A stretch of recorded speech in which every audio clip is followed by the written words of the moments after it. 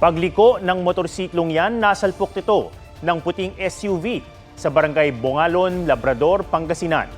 Tumilapon ang motor pati ang rider nito na isang senior citizen at ang angkas niyang apo na ihahatid sana sa eskwelahan. Sinubukan pang tumayo ng bata na tinulungan ng barangay Kagawad. Nasawi ang lolo habang sugatan ng nabali at nabalian ang kanyang apo.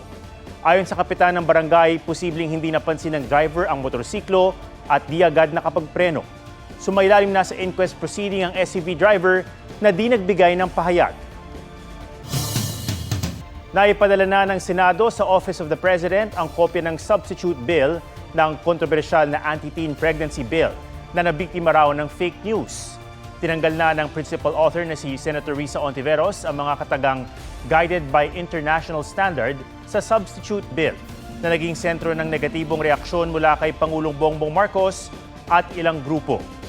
Nilinaw din niyang 10 years old pataas lang ang bibigyan ng comprehensive sexuality education at 16 years old pataas ang pwedeng maka-access sa contraceptives kung may parental consent.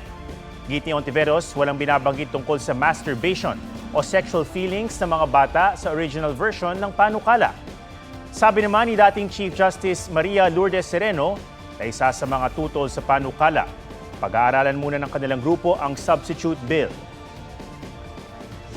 Ang totoong pambubudol ay yung ginawa ng mga nag-fake news laban sa bill. Ang totoong pangbubudol ay yung mga nagkalat ng disinformation at nanakot. Nauwi sa sakitan ang tangkang pagbawi ng mga magsasaka sa kanilang pinaupahang lupa sa Talisay City sa Negros Occidental. Git naman ng mga tauhan ng nakaharap nilang security agency, nagpatupad sila ng maximum tolerance. May report si Eileen Pedreso ng GMA Regional TV. Umiiyak habang tila nakikipagbuno ang mga babaeng ito sa grupo ng kalalakihan na may mga hawak na patpat. Sa isang punto, hinampas ng babaeng ito ang isa sa kanila. Kita rin sa video na may nagpaulan ng mga bato sa mga lalaki. Ang gulo nangyari sa pagitan ng mga magsasaka kasama ang Agrarian Reform beneficiaries at mga tauhan ng isang private security group sa Talisay City, Negros Occidental. Ipinaglalaban ng mga magsasaka na mabawi ang lupa na inuupahan umano ng isang negosyante. 2002 daw nang nakipag-usap ang negosyante sa kanila para rentahan ang lupa sa loob ng isang taon matapos nilang matanggap ang Certificate of Land Ownership mula sa Department of Agrarian Reform. September 2024 nang magpadala sila ng demand letter sa negosyante. Siyempre, kay kami ang tag-iyas ang kluwa. Waon din namo na iya. Kadako na isang serbisyo, kadako na isang kwarta nga nakuha sa 22 anyos ng pag-uyat niya sa amon duta. Babaw idalom sang duta. Kami ang tag-iya, hindi kasi pulsang, arindador lang na saya. Ang kanilang pagbawi sa lupa, humantong na umano sa pananakit ng mga gwardya. Nanugid dayon ang bata ko sa akon nga gintayaan sa kuno kasuldang sang driver na akig man ko kay nga bayi tayaan ang bata ko nagkuan dayon nagsulod nga ginkuan nila be ginpugos ang tatlo ka lugar damo ng isa ginsulok-sulok gid. Sabi pa ng mga magsasaka, walang ginawa ang mga pulis sa gitna ng gulo, pero itinanggihan ng security agency at ng pulisya.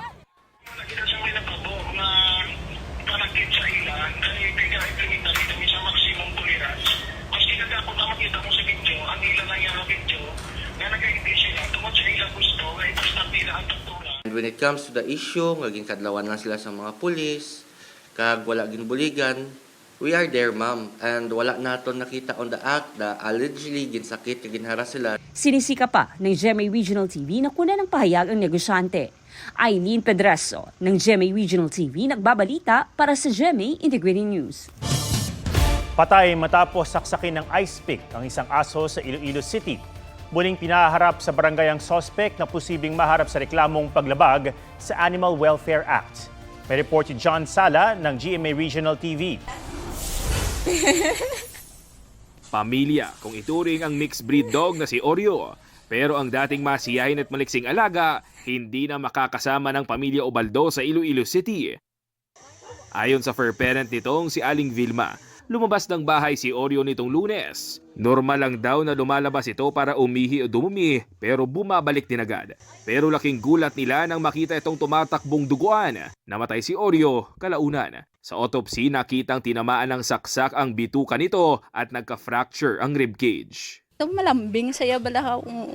Tapos kada ko na di mag-abot, gina siya gahakos gina siya sa akon amo na nga hindi ko gid mabaton bala nga amo na balahaw sa sa pilalang ka segundo nadula tapos sa akon pa makakamot na siyempre sakit gid hindi ko gid mabaton. Kwento ng ilang saksi, sinaksak ng isang lalaki si Oreo gamit ang ice pick. Ang sospek, dumayo lang daw sa lugar para sa birthday party. Nagreklamo ang pamilya Ubaldo sa barangay at nakaharap nila ang sospek. Kung ano ba nagsulat sa utok kinaya, iyan slabton. Desidido ang pamilya Ubaldo na sampahan ng reklamong paglabag sa Animal Welfare Act ang sospek. Sinikap ng GMA Integrated News na kunan siya ng pahayag pero hindi siya matagpuan. Tumanggi ring humarap sa media ang may-ari ng bahay kung saan idinaos ang birthday party na pinuntahan ng sospek. Muling maghaharap ang pamilya Ubaldo at ang sospek sa Lunes, January 27.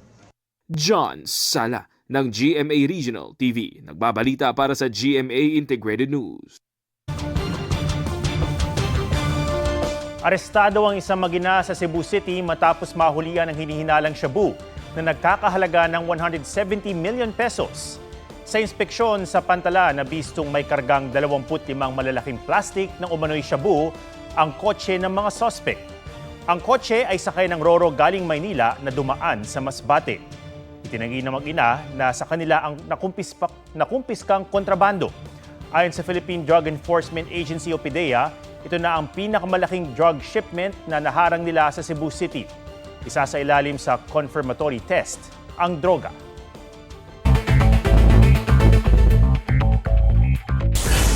Lola na binuhusan ng gasolina at sinilaban ng kanyang manugang na lalaki sa Carcar City, Cebu, pumanaw na. Inarestong sospek pumanaw din dahil sa impeksyon sa lalamunan matapos niyang lulukin ang pinutol na hawakan ng panglinis ng banyo sa selda.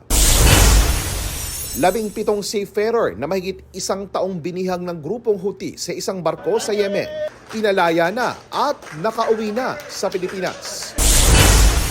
U.S. Secretary of State Marco Rubio tiniyak ang commitment ng Amerika sa Pilipinas sa pag-upo ni U.S. President Donald Trump. Kinondena niya ang pananatili ng mga barko ng China sa loob ng exclusive economic zone ng Pilipinas. Tila binabaliwala raw nito ang kapayapaan sa rehiyon at di naayon sa international law. Sabi naman ng Foreign Ministry ng China walang karapatan ang Amerika na makialam sa maritime issue nito sa Pilipinas. JP Soriano, nagbabalita para sa GMA Integrated News. Niyanig ng magnitude 5.8 na lindolang Southern Leyte. Naitala ang epicenter ng lindol 6 kilometers southeast ng bayan ng San Francisco. Wasak ang pader ng ilang bahay roon. May mga nakita ring debris sa loob ng isang paaralan at lumaylay ang bahagi ng isa pang gusali. Nakapagtala rin ng pinsala sa bayan ng Liloan kung saan nagkabitak-bitak at umangat ang ilang bahagi ng kalsada. Sa barangay Tabugon, bumagsak at umambalang sa kalsada ang mga naglalakihang bato. Patuloy ang assessment ng Office of Civil Defense sa pinsala ng lindol. Abiso ng PHIVOLCS, maging alerto pa rin sa mga aftershocks.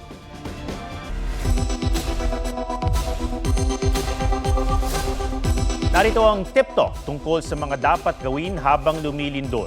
Mag-duck cover and hold kung nasa loob ng matibay, nagbahay o gusali. Yumuko at magtago sa ilalim ng matibay na mesa at humawak sa paa nito. Umiwas sa mga mabibigat na gamit na maaring mahulog o matumba gaya ng aparador. Kung nagmamaneho habang lumilindol, itabi at ihinto ang sasakyan. Huwag magtangkang tumawid ng tulay at overpass. Kung nasa tabi ng dagat o lawa, mabilis na lumikas sa mataas na lugar. Pagkatapos ng lindol, maging alerto sa aftershocks. Unahing ilikas ang mga may kapansanan, buntis, bata at matatanda. Suriin ang sarili at kasamahan kung kailangan bigyan ng paunang lunas. Alamin kung may natapong nakalalasong kemikal o bagay na maaaring pagmula ng sunog. Suriin ang linya ng kuryente at tubig kung may pinsala maging ang tangke ng gas. Huwag pumasok sa gusaling may nasirang bahagi.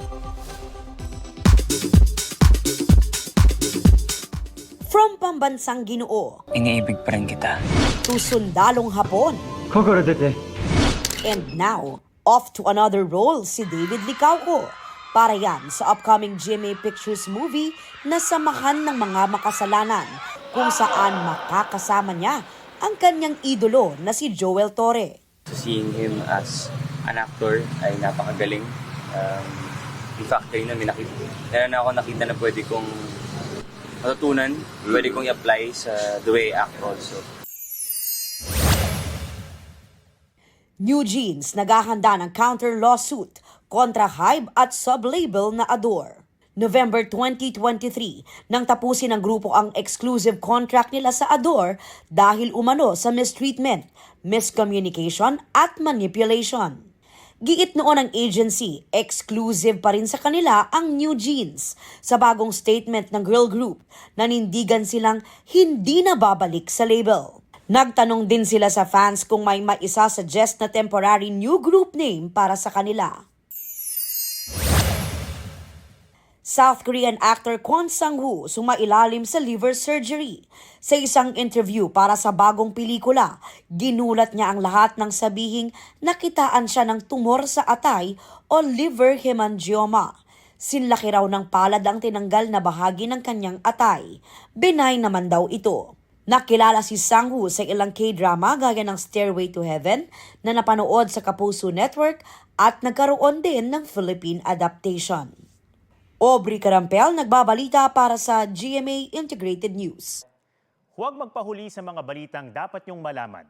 Mag-subscribe na sa GMA Integrated News sa YouTube.